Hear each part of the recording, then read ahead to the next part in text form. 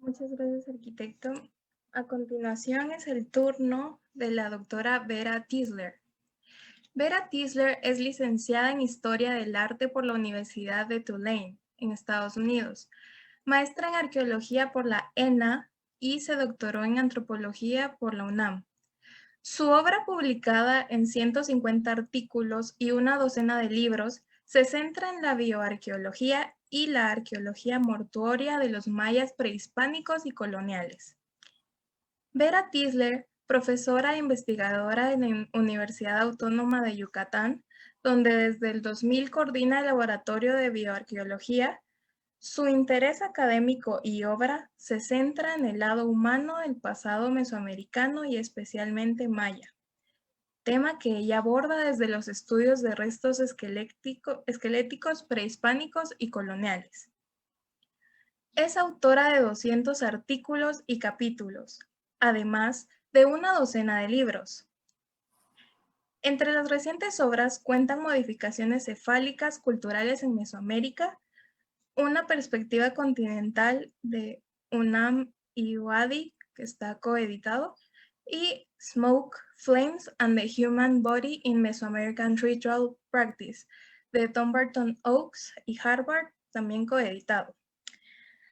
Como una pregunta para iniciar esta ponencia, doctora Tisler, ¿qué significado tienen los despojos sacrificiales en los espacios públicos de las grandes urbes mesoamericanas del posclásico? Le dejo el uso de la palabra. Muchas gracias, Karen. Pues espero tratar y contestar esta pregunta a lo largo de mi charla, pero primeramente quisiera pues, saludarles cordialmente desde Mérida. Buenas tardes, buenas noches. Pues me honra realmente su amable invitación a este valioso foro, que pues con mucho gusto acepté y pues agradezco la invitación al arquitecto Carlos Valladares y al arquitecto Danilo Cayén. Ambos tuve el gusto de conocer todavía de modo presencial justamente hace un año y pues qué agrado de volver a este recinto, un pilar educativo realmente, ¿no? Donde se une compromiso y excelencia académica que es la Universidad de San Carlos. Así que pues arranco porque yo me di un espacio para replantear desde nuestras trincheras la conexión entre la arquitectura y el cuerpo humano, ¿no? Y pues la bioarqueología. Entonces voy a cambiar ahora la pantalla. Share screen. Okay. ¿Estamos? Sí, vemos su pantalla ahora, a ver. Excelente. Entonces, pues aquí voy a arrancar. ¿Cómo minimizo esto? Ya, listo. Ahí está. Perfecto. Muy bien, pues entonces yo me estaba planteando cómo podríamos conectar la cuestión del estudio humano dentro de un ambiente construido arquitectónico en lo espacial, cíclico, temporal y en un ámbito mesoamericano del posclásico, que es el tema del foro 9 de su seminario. Así que, a ver, aquí voy. Listo. Entonces, yo me propuse hoy a platicar un poco de justamente esta conexión entre el cuerpo y arquitectura desde el ejemplo de Chichén Itzá, pero no antes que voy a introducir a la bioarqueología. Voy a también hablar del rol tan particular que tiene el cuerpo humano en Mesoamérica como ducto de lo sagrado, alimento del cosmos. Y luego vamos a visitar cuerpos en la trama urbana y los programas arquitectónicos, no como algo estático, sino algo como agente activo, el cuerpo en escena, personas, coreografías, y también el cuerpo como objeto, el cuerpo de la víctima sacrificial y cómo participa en los programas de pues, calendáricos, rituales religiosos, la vida también política pública, ¿no? Que de tanto podemos aprender conociendo la arquitectura de Chichén Itzá. Y al final trato de vitalizar los espacios urbanos justamente mediante este recorrido y confrontación.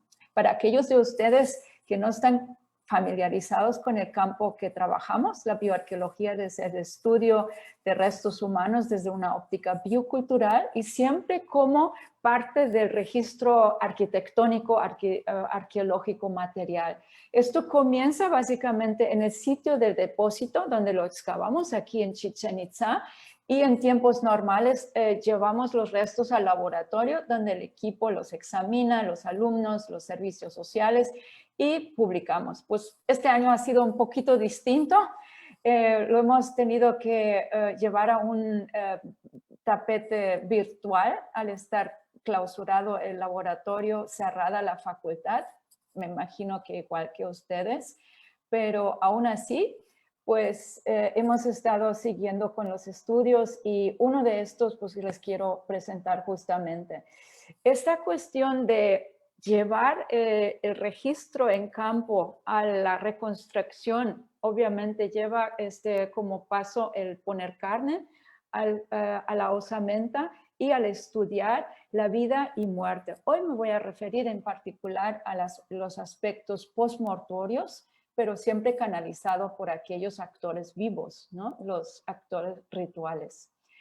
Al referirme justamente al cuerpo como algo muy particular en Mesoamérica, pues lo podemos reconocer realmente desde pues, el registro funerario como tal, y sobre todo a través de los grandes mausoleos que caracterizan el culto a las personas en el clásico, los reinos del clásico, donde el cuerpo, sobre todo del aristócrata, del líder también religioso, se convertía prácticamente en un astro, en una ente semidivina.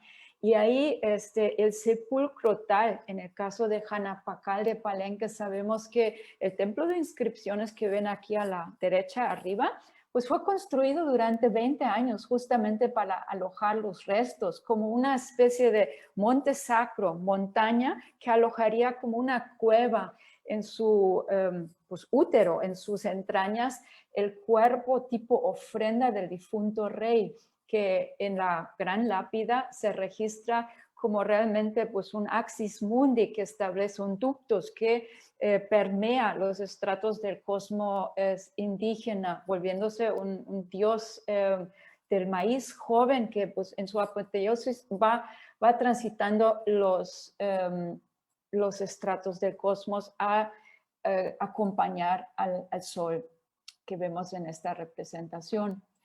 Otros ejes los podemos reconocer en otro ámbito completamente opuesto, que son restos no venerados, sino son cuerpos que fueron sacrificados para convertirse en medios de comunicación con los dioses. Y esto podemos reconocer en el registro arqueológico desde el preclásico, en este caso de Tlalpan, donde arreglaron los cuerpos de las víctimas de tal forma, en una forma radial, geométrico, para justamente generar centralidad. Y con sus propios cuerpos y las entes anímicas, estar en conversación, ¿no? Con entes divinas. En otros casos más recientes y también más cercanos, pues ya del ámbito guatemalteco, tuvimos el gran placer de colaborar con nuestros colegas Osvaldo Chinchilla, Osvaldo Gómez, en una investigación de Tikal, donde cuerpos fueron cremados, sacrificados, cremados en su sitio para generar pues, justamente un ducto de este tipo. Y al mismo tiempo formar, o sea, revivir un mito de origen que caracteriza, como sabemos, el mito original de Teotihuacán, el rito de Nanahuatzin. Es el dios feo, el dios viejo que se lanzan al fuego para iniciar una nueva era y movilizar el cosmos y el sol. Cosa que pues aquí lo vemos como pues un cosmograma realmente, ¿no? Emplazado arquitectónicamente en el centro de una plaza que comunicaba pues, los ciclos astronómicos a través de grupos E. Ahora, ¿qué podía pasar con restos humanos tras su sacrificio? No solamente podían dejarse in situ para ser una ofrenda, un escondite, como lo hemos visto, sino también podían convertirse a algunos segmentos como en las propias cabezas, como en semillas dotados de energía, podían adornar, podían vestir metafóricamente andamios, bosques, árboles sacros, como en el Popol Vuh bien lo describen. Así se pueden entender también los tzompantlis que, sobre todo en el posclásico, pues como que comienzan a propagarse y a formar realmente pues un elemento arquitectónico en cada sitio, ¿no? Cada centro se iniciaba con un tzompantli y un templo y un juego de pelota, tal como podemos ver aquí en el Gran Tenochtitlán, el Templo Mayor, ¿no? Una propagación que pues iba a la par con una masificación de violencia, que bien lo dejaron testimoniado los españoles, ¿no? Al dejar registro de ellos también gráficamente.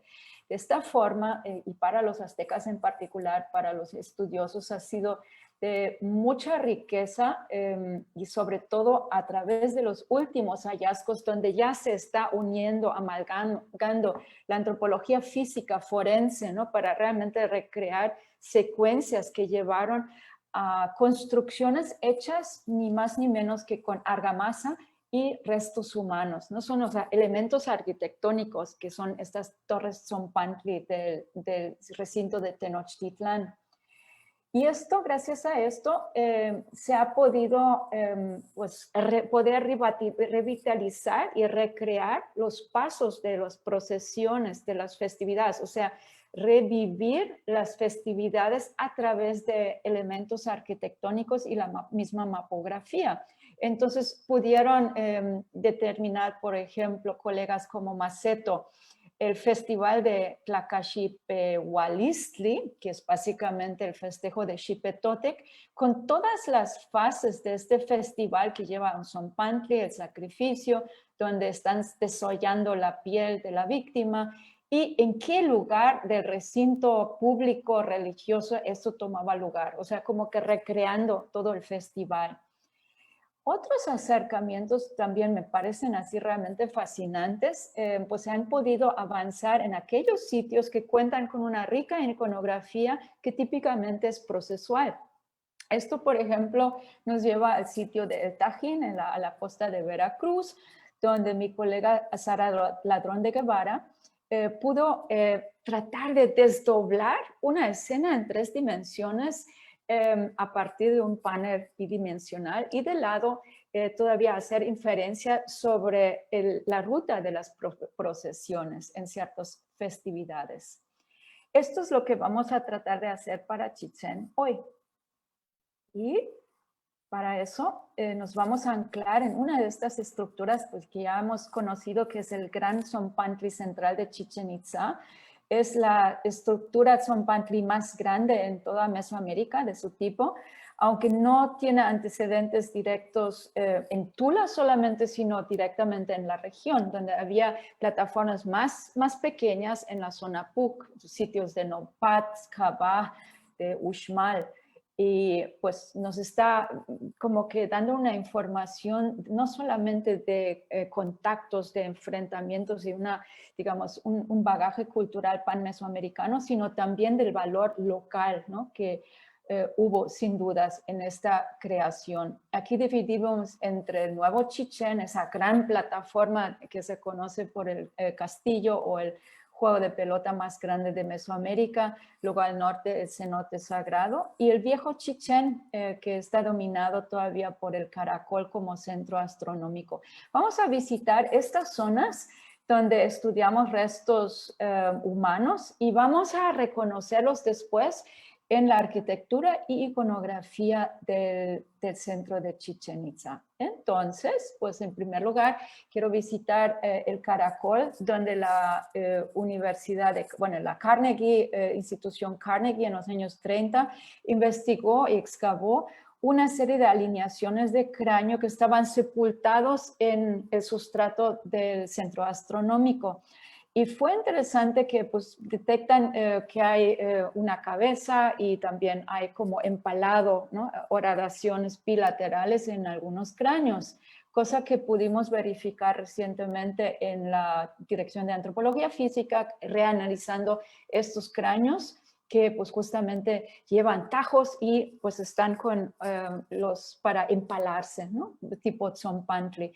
Y al lado también reconocimos traumas, tajos cortotajantes que llevaban siempre como sitio la esquina posterior de la mandíbula y habrán sido infligidos desde atrás de la víctima todavía en las carnes.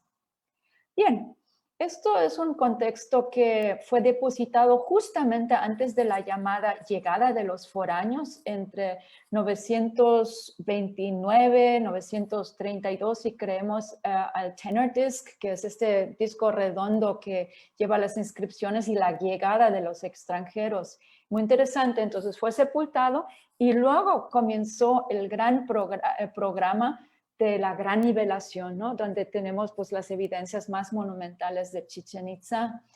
Ahora, forense, la información forense pues realmente proviene en su mayoría del recinto donde aparentemente fueron arrojados, ¿no? Estos despojos sacrificiales, ¿no? Es el umbral, es el ducto por excelencia del cosmo mesoamericano, era sitio de pilgrimaje, donde había que pues donar las ofrendas porque era la conexión directa hacia el inframundo, ¿no? Esta centralidad de la que hablábamos y que era alimentada por cuerpos humanos.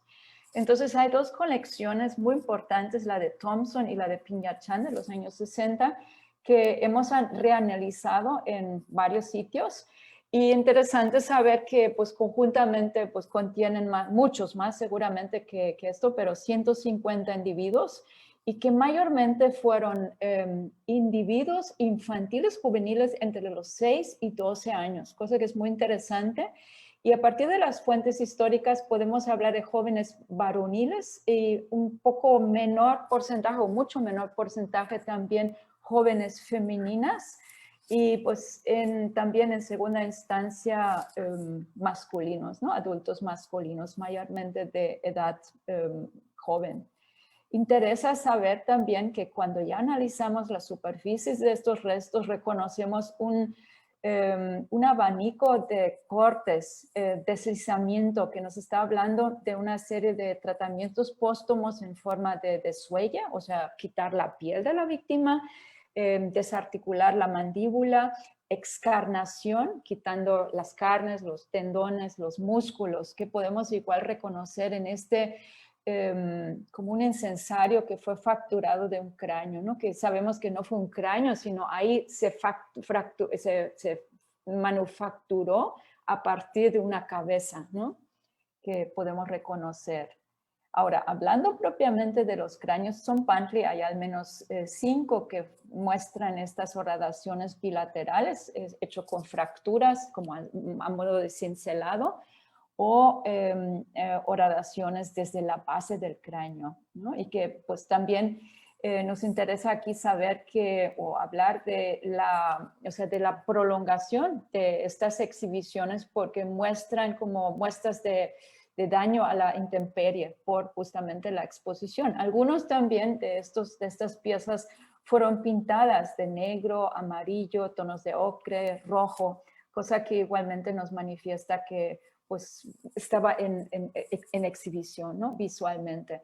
Y aparte, todos estos cráneos muestran excarnación, o sea, hablando de que fueron víctimas las cabezas que fueron procesadas justamente en la forma que ya conocimos de los otros ejemplos. Un aspecto de interés en este sentido es que la amplia frecuencia de mandíbulas excarnadas, como muestran los cortes que vemos ahí, hay otros que son los tajos aquí también, que muestra siempre la linearidad desde atrás hacia enfrente. Que, pues nos podríamos preguntar qué habrá sido el instrumento, cosa que pues con mucho agrado estoy colaborando, o más, bueno, estamos colaborando el doctor Edgar Carpio, que me sigue hoy, en el instrumento de quiénes fueron las armas, ¿no? Que infligieron esas heridas, y la otra, pues los soportes, ¿no? Y las escenas. Y esto ya nos va a llevar a otros recintos del centro de Chichén Itzá y nos introduce aquí al juego de pelota ricamente tapizado de escenas redundantes, muy intimidantes realmente, muy austeras, ¿no? Repetitivas, de arquitectura y iconografía que muestra escenas de decapitación, ¿no? Siempre se trata de una víctima ya decapitada en el momento, que todavía con el corazón palpitante, que bombea la sangre, aquí representada como serpientes metafóricamente, por las arterias. Y pues mientras que el practicante con el cuchillo pues lleva esta cabeza en su mano. Aquí vemos otro ejemplo. Aquí se trata sin duda de una técnica de decapitación que no siguió a la extracción cardíaca como lo vemos más bien en el clásico, sino que fue la forma de morir, o sea, la causa de muerte. Y esta es una forma muy particular que requiere una técnica muy tajante para cercionar una cabeza de un adulto masculino con un solo tajo, ¿no? Que eso sigue siendo tema de debate entre los colegas forenses actualmente, pero sin duda existió para dar los golpes que tenemos en las mandíbulas y para ser representado a lo largo del Pacífico guatemalteco, en el Istmo, en Veracruz, o sea, es un fenómeno regional que reconocemos ahí en Chichén Itzá, pues hacia el posclásico temprano, ¿no? Llegó ahí. Ahora, ¿qué harían después de la decapitación? Y ahí tenemos varias pistas que nos llevan justamente al norte del juego de pelota. El Templo Norte está representando varias escenas donde están cortando, cuartizando el cuerpo de la víctima, aquí embalsamada también, con cuchillos, ¿no? Tal como pueden ver.